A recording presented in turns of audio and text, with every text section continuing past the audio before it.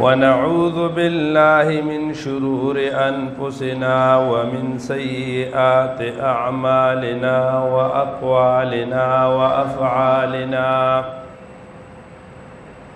من يهده الله فلا مضل له ومن يضلله فلا هادي له ونشهد أن لا إله إلا الله وحده لا شريك له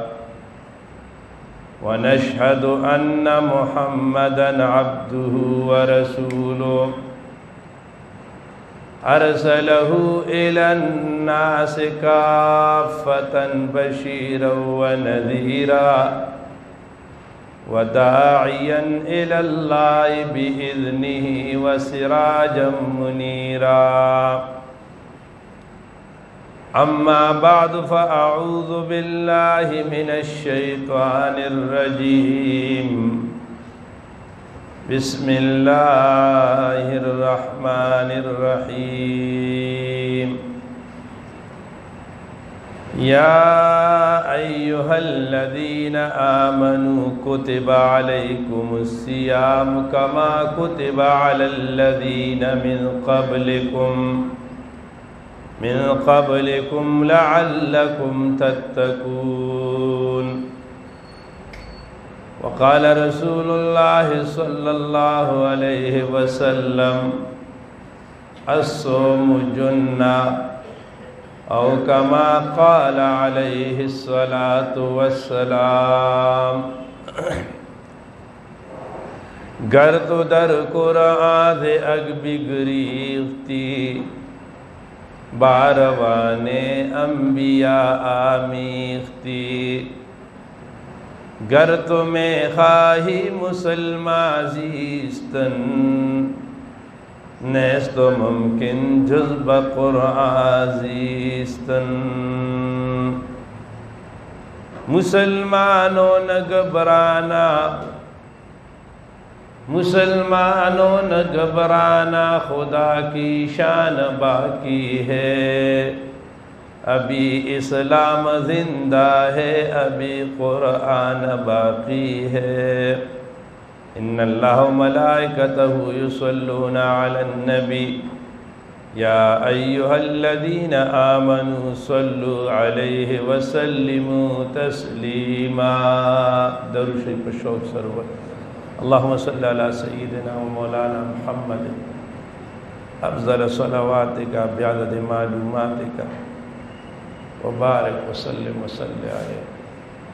حضراتو منتاسو چې دا الله څومره شکر ادا کو هغه کم دی چې هغه الله موږ تاسو ته په خپل ژوند کې بیا د رمضان لیلن او نهارن دا نصیب کړي دي او رمضان المبارک دا د الله میاشت ده د دې نسبت الله ته دی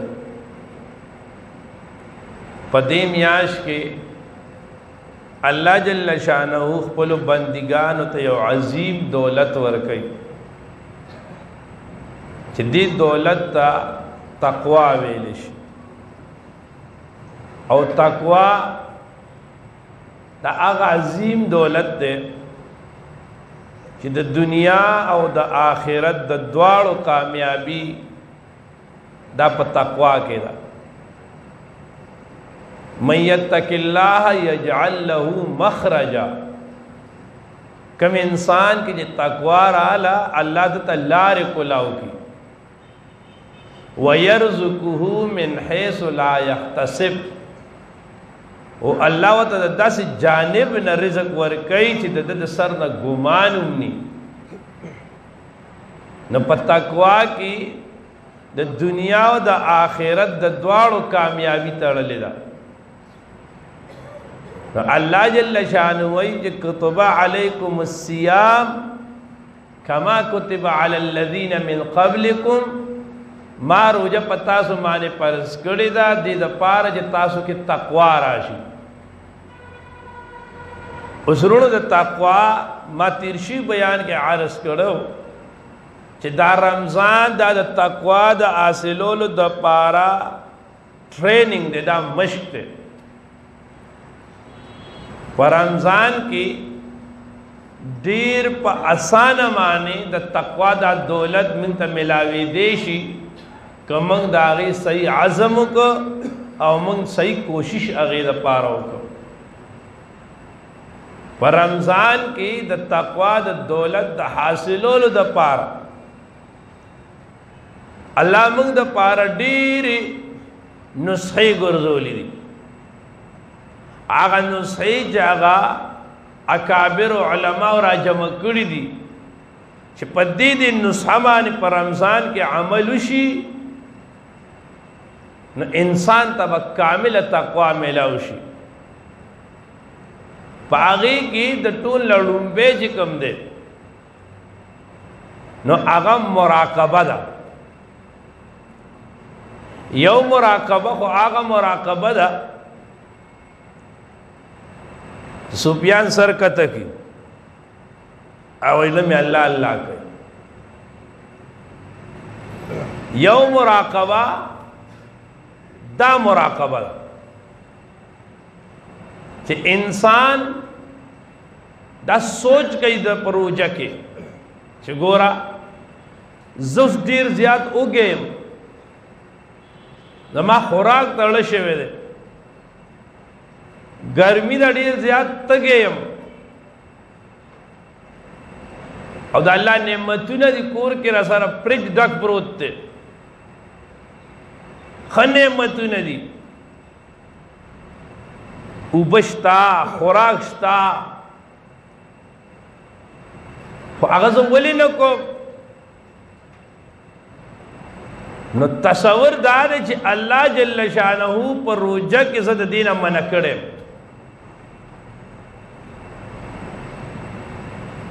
خوراک سکاک خپل بیبي د جایز خواهش پوره کول الله زه د دې نه منع کړی په رمضان کې. حالانکه دا درې واړه څیزونه دا حلال دی او جایز دي، خو دې وخت کې زه ولې نه استعمالوم؟ د الله امر او حکم متوجه دی. نو دا تصور چې موږ وکړو اوس به راشو چې هغه کارونه چې دا خو موقت یو میاشت د سحر نه والې د ماښامه پورې الله پابندي لګولې ده چې دا مه کوه، نو د حلال څیزونه دي موږ وله خواله نه ځو. نو چې کوم څیزونه همیشه د پاره حرام دي، غیبت همیشه له حرام دی، دروغ همیشه له حرام دی، د بل حق ول همیشه له حرام، نو چې کم همیشه حرام دي نو هغې ته خو بیا خواته ورتلل بطریق اولا نه دي پکار چې جایز څیزونه تا پرېښودل نو ناجایز خو به خود پرېږدي. نو په روژه کې به موږ دا تصور کوو چې ګوره دا څیزونه دا خوراک موږ ځکه پرېږدو چې الله راته ویلي دي. نو کله چې دا تصور په موږ باندې غالب شي نو بیا چې یو ګناه مخې ته راځي نو زمونږ به هم دقه تصوري چې الله موږ د دې نه منع کړي یو، دې د وجې موږ چې ده نو دې نه به چې ده نه خواله به ورته نه ځو. دویمه نسخه په رمضان کې هغه چې ده نو د الله جل شانه د مزد ګرځولې ده. مزد کې الله دا خاصیت یې ښه دی چې الله جل شانه فرمایي ان الصلاة تنهى عن الفحشاء والمنکر. دا مزد دا تاسو د بے حیا کارونو نه او د منکراتو نه منع کوي. اوس په مزد کې الله دا خاصیت یې ښه دی او چې کوم سړی مزدګزاري او دې صحیح مزدګزاره شو او د دې به منکراتو نه ځان ساتي، دې به فواحشو نه ځان ساتي. اوس راځئ په رمضان کې چې دنو د مزونو پابندي شروع شي او الله جل شانه من تاسو د پاره د ماسختن دا سلویخ سجدی دا سلویخ سجدی دا شل رکعات تراوی دا الله ځان سره د خصوصي ملاقات د پاره مونږ ته خصوصي پیکج را کړی دی شرازه په رمضان کې ته دا اضافي سلویخ سجدی تا ته الله نصیب کړي چې تا ته په د خدای قربت ملاو شي نورونو دارنګ نور مزونه نوافل دا پر رمضان کې ډیر شي او د دې خاصیت دار د مس خاصیت دار چې دا انسان کې تقوا راولي دا انسان کې پرهیزګاری راولي دریم چیز هغه پر رمضان کې د قرآن مجید تعلق ته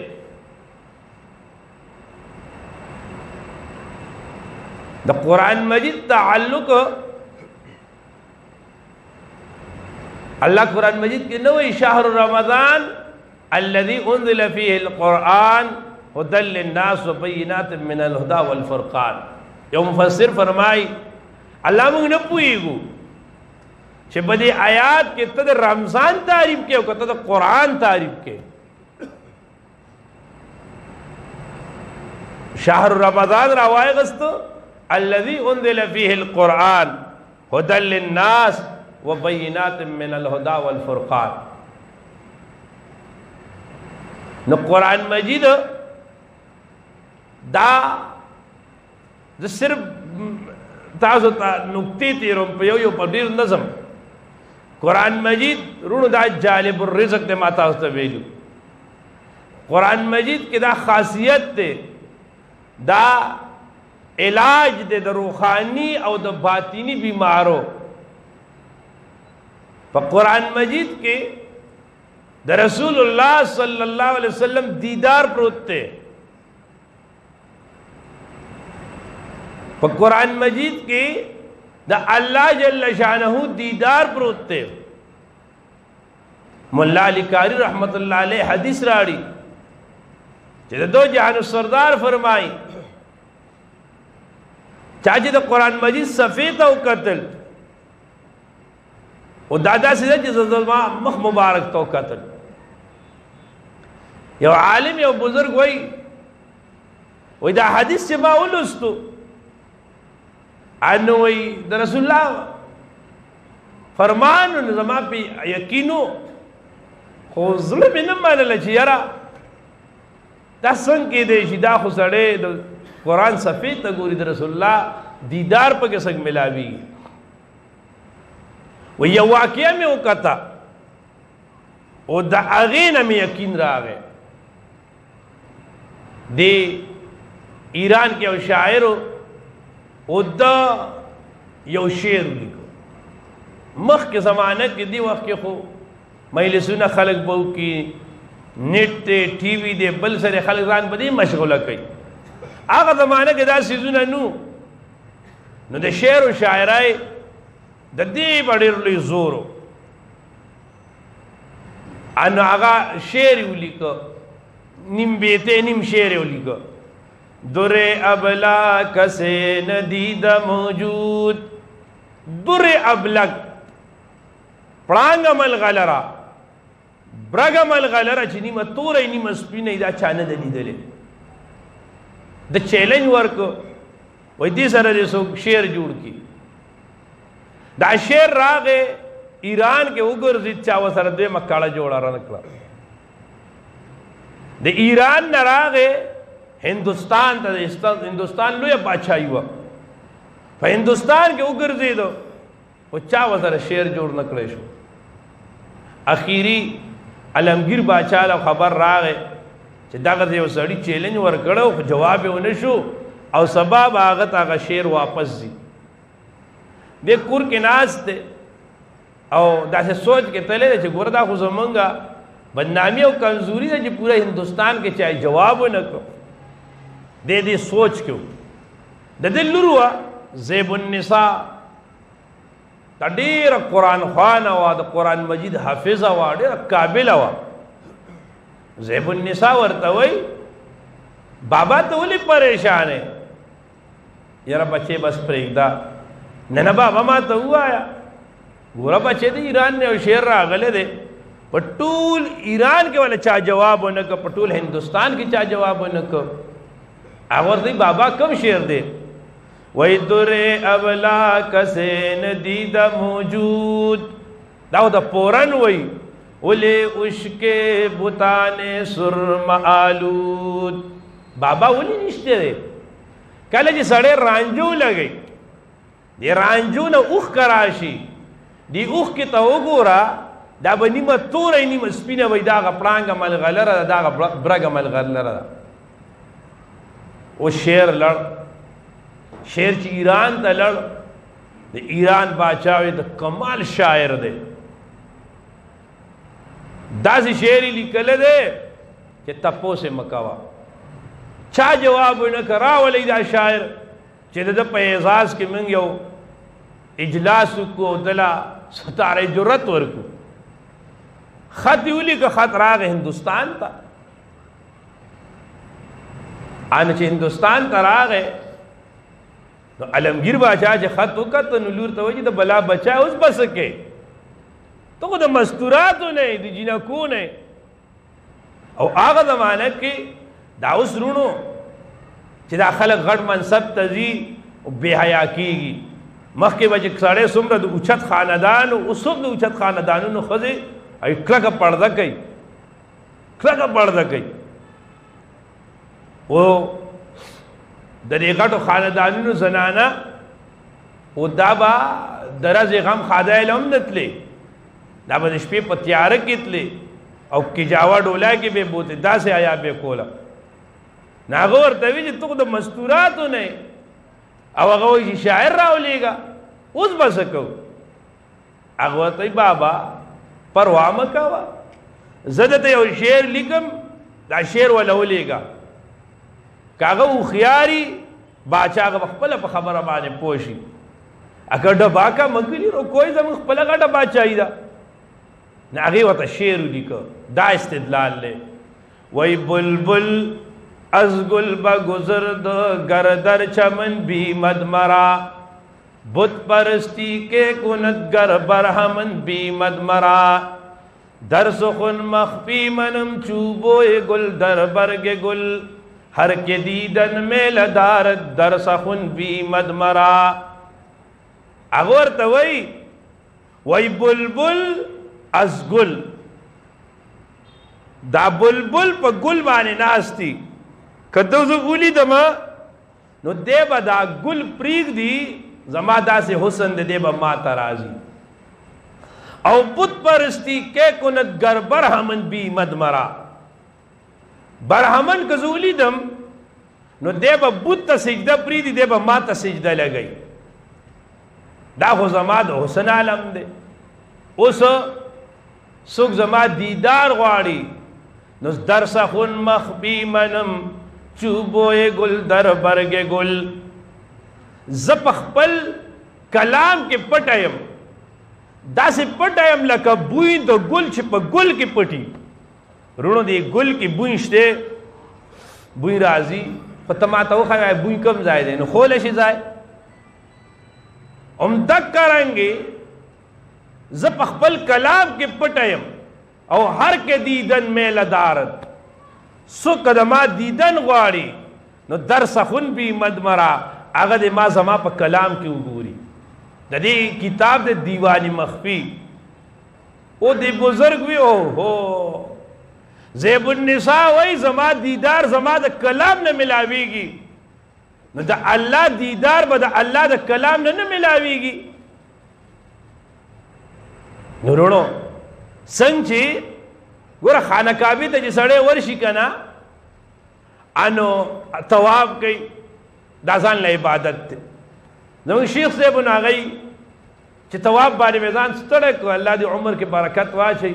نو ما ته بچي اوس پکینو دی خانه کعبه ته بګورو دی خانه کعبه ته قتل ځان له عبادت ته نو تک رنګي د قران مجید صفی ته قتل د ځان له عبادت ته یو بل حدیث کې راځي افضل عبادت امتی القرآن نظرا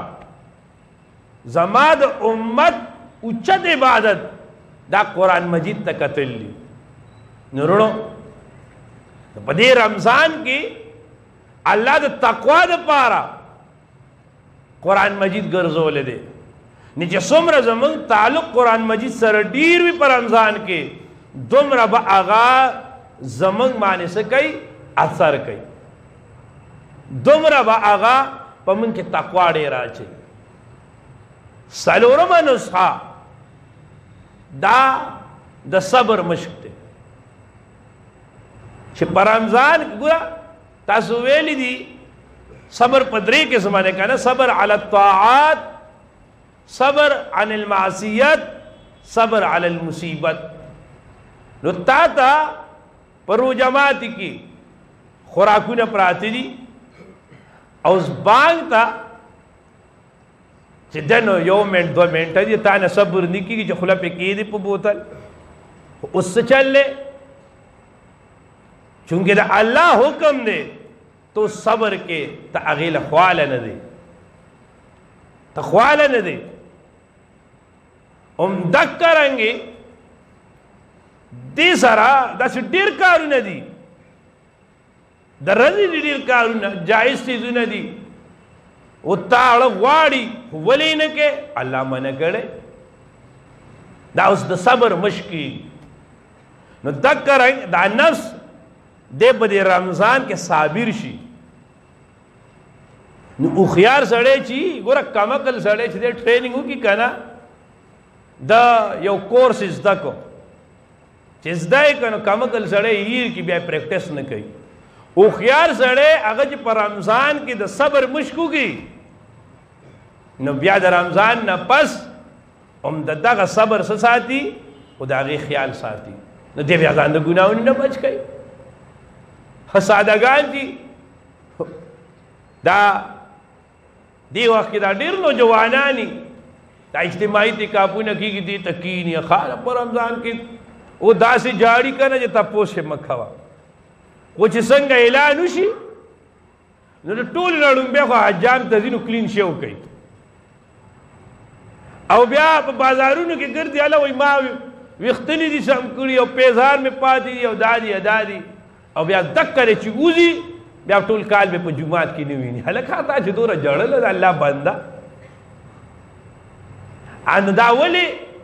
ده د صبر مشق وکړو خو ده د هغې نه فایده وانغسته نو بل وروڼو په رمضان کې د صبر مشق کېږي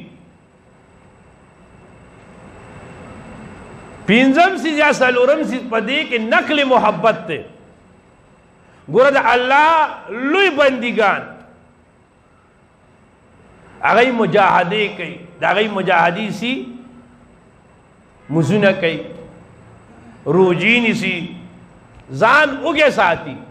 خېټه خالي ساتي دا نفس له زور ورکوي مجاهده کوي همدکه رنګې دلته چې کوم دی په روژه کې مونږ څه کوو خوراک نه کوو سکاک نه کوو د سحر صبح صادق نه والې د غروبه پورې مونږ د هغه لویو خلکو نقل اتارو او چې کله داسې وي وروڼو تاسو تفسیر کې ویلي دي د موسی علیه السلام سره چې جادوګران رالل نو هغوی د موسی علیه السلام شبهت جوړ کړو اکسی عصا اکسی جبا اکسی پټکے اللہ وی خواہ ظاہر تاسو جوڑ کا باطن دا لذ جوڑوں اگر شاعر وہی تیرے محبوب کی یا رب شباہت لے کے آیا ہوں حقیقت تو اس کو کردے میں صورت لے کے آیا ہوں خدایا ستاد نیکانو پشانتی چل میں کڑا دے دا غی پشانتی شکل شبہات میں جوڑ کری دی اس حقیقت کی تواچے نو هغه حضرات چې څنګه مجاهده کولا رونو هغه مجاهده من کو شپږم د تقوا د حاصلولو د پاره هغه د جسم کمزوری ده ګورا چې انسان هر وخت خریس کی په مزو چرچو کی نفس مضبوطی دې په ګناہونو ورځي او کلا چې دا نفس دې چې تکلیف ته ورواچي د باندې سخت واچي نو دې شي دې برابر شي والنفس صاحب د کسیب دی وای کنا والنفس كالطفل ان تمهله شب على حب الرضاع وان تبتمه ينفتم نفس مثال دا خو پشان د معشوم نه معشوم چې مور سمره سینې ته اچي مور وای ورګه نن بده خموړ کی ځان ان بیا بده بس کی نه بل ټیم هغه دا غینم ډیر طلب کوي بیا اخر وتا مور سو لګي تاریخ مرخصیز وته ولګي دا منی شي تک کرانګه دا نفس ته وسو پوری چې دله دکړی نی ور کړی کنه او دوره دې سړی زوی نه جوړیږي دوره دې په سم لار ناراضي او بیا رونو ټیم ختم نه اخیری نقطه ده پکې نن وا لوی سیس پر رمضان کې اذا سالک عبادی عني فاني قریب دا روجي سره قران کې راغله ده کنه ان سره چې روجه ماته نو دعا کوي نو لوی سیس پر رمضان کی دعاګان سیوا شي او دې ته ویل شي رجوع ال الله دا څومره زبرګان اولیاء چې ویني کنه و د دې په کې کمال نشته دا د خدای فضل له دې ټول د خدای نه غوښتي د الله ولا ور کړی دي ان چې څنګه دا د خدای بندګان دي او دا د رسول الله امتیان دي ما ته هم د خدای بندګان یو کنه ما ته هم د رسول الله امتیانو من الله تعالی سوچت کو خدای چې دایله د مقام ورکو موږ له امراکه کنه ستا په در کې څه کمې دي الله دایله د تقوا ورکړي موږ له امراکه نورونو پر رمضان کی رجوع ال الله سے واشي او پر رجوع ال الله باندې چې انسان ته ملاويږي اے د شراب او د کباب د ډانسونو په محفل کې بشر خاپینو او چې معمولی غوندي رجوع رااله نو کوم مقام ته ورسېدو الله دې زمونږ ستاسو خپل قربت نصیب کی الله دې زمونږ ستاسو ناراضي شي الله تعالی دې چې دنو بدی رمضان کې بس د خدای نه غواړم نیت هم کوي چې الله موږ ته کامل ایمان کامل رضا کامل تقوا راکې الله موږ ته خپل قربت او معرفت راکې واخر الدعوانا ان الحمد لله رب العالمین البته یو اعلان داده چې ان شاء الله الله ژوند را کړی زه ماسپخین نه پس کوم دوره تفسیر پڑھاوم د روان شروع معنی اتلسم رمضان جوړیږي نو پاغه معنی به ماسپخین 3 بجې زموږ د دوره تفسیر ختم ال تزیده کې د بابو خیلو جامع مسجد کې ښه